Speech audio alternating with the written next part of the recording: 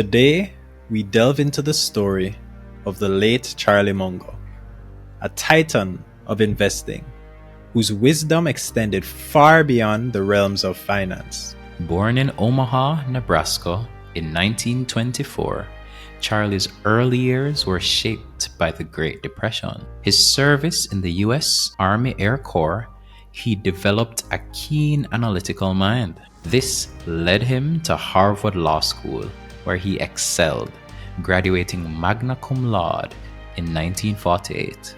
In California, Charlie began a successful legal career, but he was always drawn to the broader world of business and investment. It was his meeting with Warren Buffett in the late 1950s that truly set the stage for this future. Joining forces, Munger and Buffett transformed Berkshire Hathaway into a behemoth of value investing.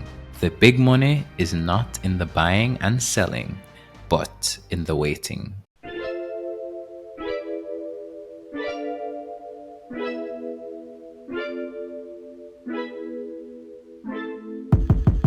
Hi everyone, my name is Theon and welcome to the Limitless Podcast. Joining us as always is your co-host, Matthew. Hail up the people in Matthew. Hey guys, what's good? Excellent. Now, from our introduction, I guess you can see that it's with deep respect that we acknowledge the passing of Charlie Munger, right? He was an esteemed investor, businessman, and a philanthropist, right? Widely celebrated for his wisdom, his integrity, his contributions to the world of finance on a whole, right? So he's known for his role as vice chairman of Berkshire Hathaway and his legendary partnership with Warren Buffett. And unfortunately, he does leave behind a legacy that is characterized by his sharp wit. He has a lot of insightful investment philosophy and just the profound impact he had on us as investors, on people in the business space, business leaders, thinkers globally, right? So today we'll be talking about a few of his philosophies based on some of his quotes that he has said over the years. All right. Just lessons that we learned from him. Just lessons we learned from him. And I mean, if you guys are new, a sub to the channel would be great. If you like this video, just thumbs up at the end. All right. So let's get it.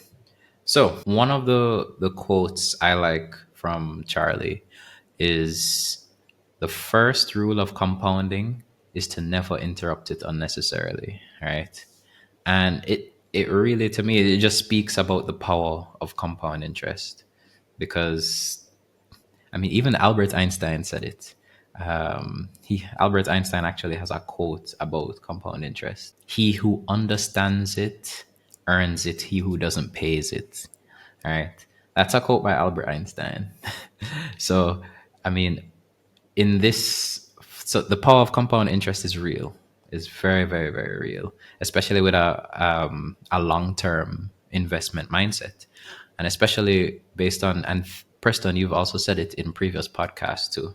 Your strategy is long-term, right? But it's comprised of a series of short-term investments for you. But the aim is still you have long-term goals, you have long-term visions, right? So do I. I do think similarly as well. And that long-term perspective, that long-term approach to investing, that's where the true power of compound interest is realized, right? Over extended periods of times. So the longer you let your investments grow, right, the more significant the compounding effects becomes. And that's why we like to preach start investing from early, right? Because the earlier you start, the better you get at it, the more you see that those effects of compounding and the more profound those effects become. Right. Like a snowball effect. The snowball starting from the top of the hill and it goes all the way down, gets larger and larger. Precisely. Right. One of the hardest things is patience. Right. Compound interest, it requires time, right, to work its magic. Right? It requires a lot of time. So one of the things I always have to tell myself as an investor is just resist the FOMO, resist the temptation to react to like short term market fluctuations and volatility and all of that. Just stick to the goal because we know what our goal is, right? So let's stick to the goal. The patience is key. So that's what I get from that quote. One of my favorite quotes speaks to his and Warren Buffett's philosophy of value investing.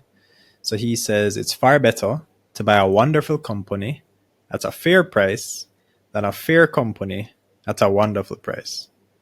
So the core, what I got from this is that you always just at the core of it, you want to buy a good investment. So we have a preference towards stocks, so you want to buy a good business. But even if it was real estate or bonds that you're into, at the core of it, you want to make sure that what you're buying is truly good.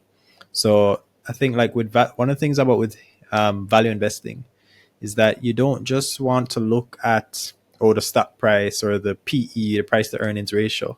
There's other things that aren't included in those valuation metrics. So, for example, the management of a business.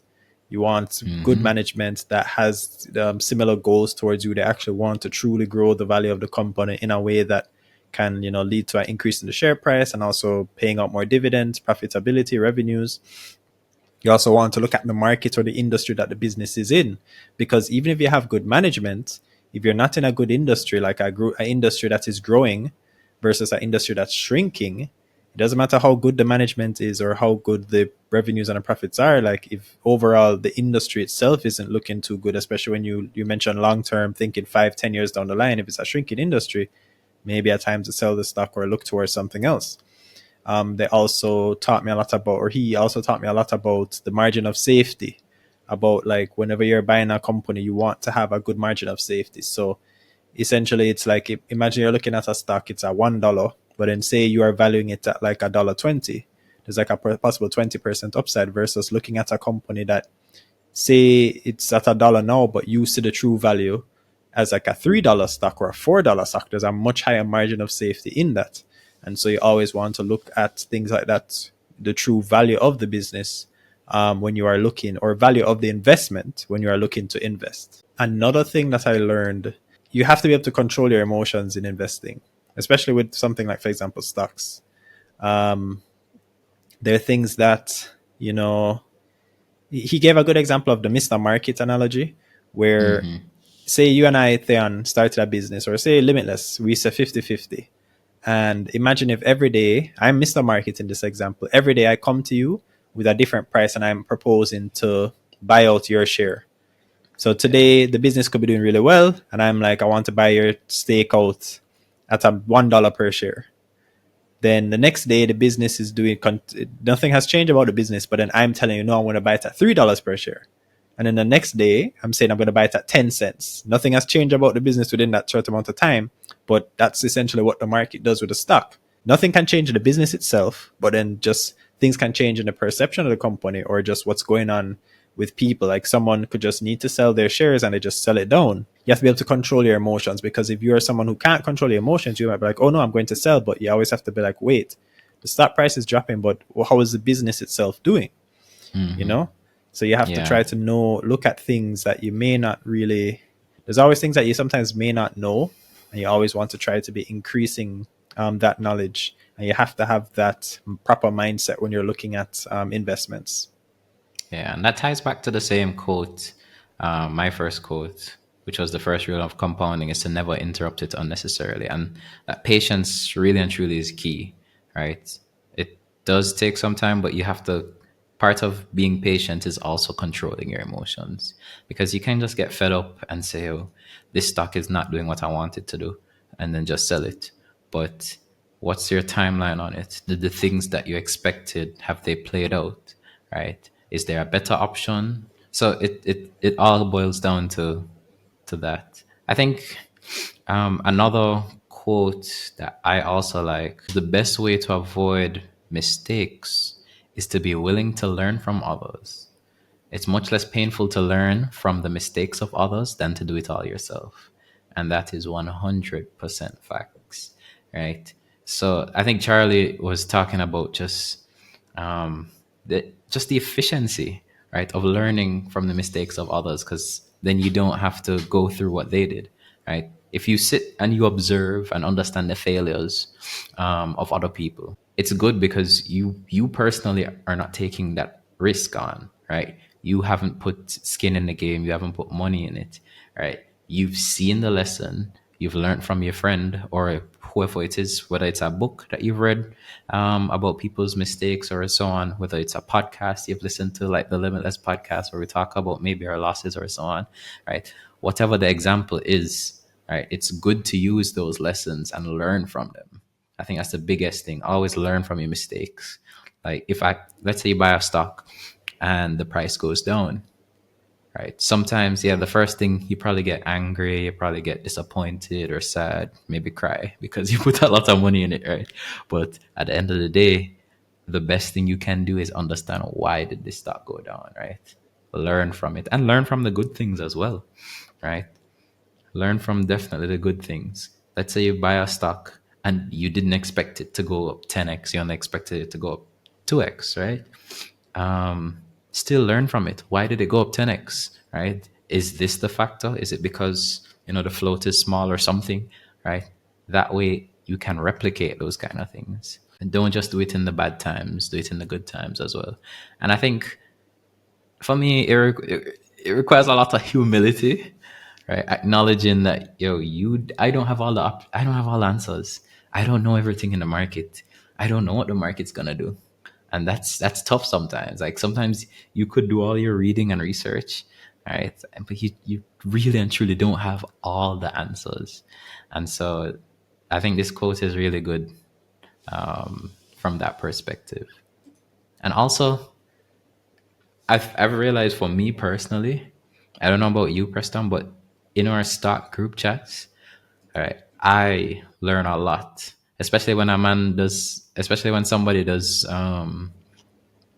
like makes a mistake or so on, or makes a good trade. Either way, that's the power of group chats. So it really underscores like the practicality of using like a collective experience. Basically, it's a lot of us in our group chat. So a lot of people are talking about stocks. A lot of people are telling us the investments they've made and the lessons they've learned. And I think this approach definitely can help in avoiding pitfalls that other people have encountered. Another quote that spoke about to me the importance of reading. He said, "In my whole life, I have known no wise people who didn't read all the time. None. Zero." And I mean, this is something that even together, I guess we've both, recently we've been, trying to read a lot more. I've been reading a lot of books. It's not just reading books too. I'm also been trying to, read an article a day. And I try to look at like, okay, how could this article affect something or affect a company that I could invest in or an industry, or just how could it affect me in some way? Like, how could I profit from this or learn something from this? And I think even like psychology books, I'm reading one now. It's titled, I think it's Thinking in Bets. And it's talking about like this whole thing of, as people, we tend to judge how good a decision is based on the outcome. But sometimes what happens is that you can make a good decision with the information that you had and you get a bad outcome. But it doesn't mean that you shouldn't do something like that again. Sometimes the decision making process was good, but we don't factor in a lot of times. Sometimes we're lucky. Sometimes we make bad decisions and get good outcomes, but that doesn't mean you should do the same thing again. There's also the importance of like your circle of competence.